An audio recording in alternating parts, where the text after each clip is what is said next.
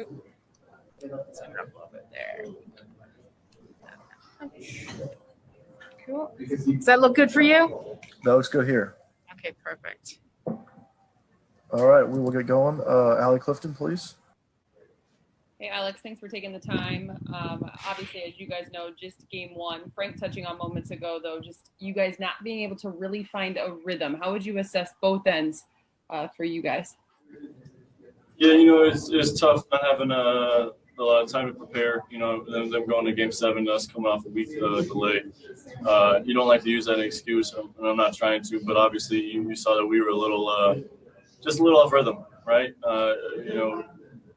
Rotations on defense, offensive movement, just a little lethargic at times, and I think that had to do a little bit with us not playing in a while, but also they're switching and small ball lineup kind of tries to do that and frustrate you. So I think it's mainly on us, just getting back to doing what we're doing, following the game plan, and playing with some pace on offense. Kind of touch on that from the defensive standpoint. When you guys have been great all season long on that end of the floor, would you credit that to energy? Is it more schematic moving forward when it comes to adjustments? I think it's both. I don't think we played as hard as we could.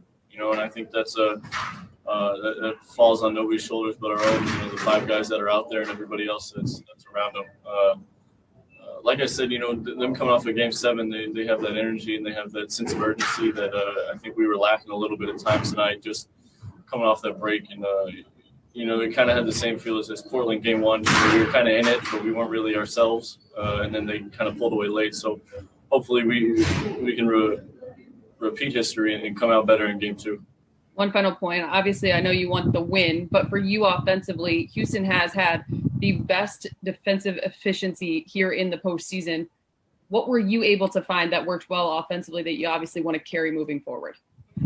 I think I just did a good job of finding open space, whether it was them staying attached to LeBron, me getting to the paint, or just being ready to catch and shoot. Watching them play, they kind of dare people to shoot at times. So, I've been getting the same amount of shots, doing the same reps as I have since I've been here. It's just finally I think the average is starting to even out. Brad? All right. Alex, my question is about Rondo. He hasn't played in the games since March the 10th. How do you think he looked, and did he say much about how he felt during the game? I thought he looked, about his normal self. Maybe he missed a layup or a shot that he normally makes, and maybe that's a little timing and just getting used to playing in the game again. But Rondo's a guy that's mentally locked in whenever he steps on the court. So I thought he looked pretty good, conditioning-wise. He had good hands, good communication. He was pretty much his normal self, maybe outside of a finish or two. Thank you.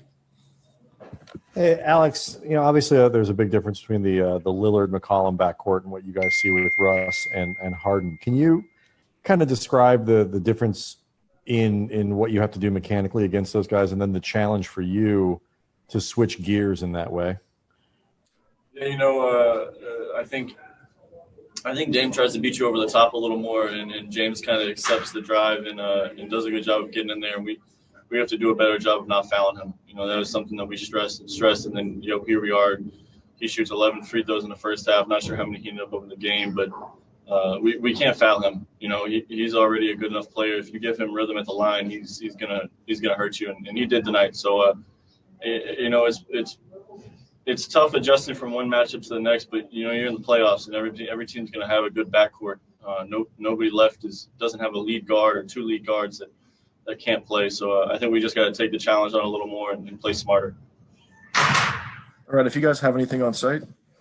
Yeah, Kyle Goon, please. Hey, AC. Obviously, you guys had a lot of time to prepare for James, but what's the hardest thing, the difference between trying to scout him and prepare on the practice court and then kind of facing the real game? What's the biggest difference? One of the challenges for us was we didn't really know who we were going to play. So we were kind of doing both. We were kind of one foot in the door against them and then one foot in the door against OKC. But he's led the NBA in scoring for however many years. Been an MVP of the league for a reason. He can put the ball in the basket with the best of them. And and his ability to create space and shoot over the top, and then also get to the paint and draw fouls and/or find a shooter on the backside. That's what makes Houston so good, is they have a bunch of guys that can break you down one-on-one and then find open shooters. So, there is no right answer. There is no formula, one thing to stop him, just like there wasn't anything for Dame and CJ. There's got to be a collective group effort to try and contain him as much as we can.